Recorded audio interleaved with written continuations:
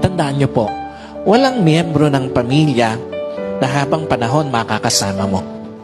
Walang asawa na habang panahon makakasama mo. Walang magulang na habang panahon makakasama mo. Walang anak na habang panahon makakasama mo. And at the same time, wala din namang kapatid na habang panahon makakasama mo.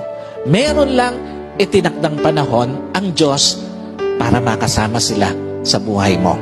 Meron lang itinakdang panahon ng Diyos para ma-enjoy mo yung mga panahon na makakasama sila. Bawat panahong kasama ang pamilya, pahiram ng Diyos.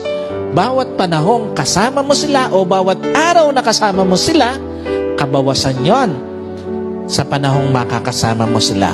At bawat sandali na lilipas, palapit ng palapit yon sa pagtatapos ng pahiram na panahon sa iyo ng Diyos.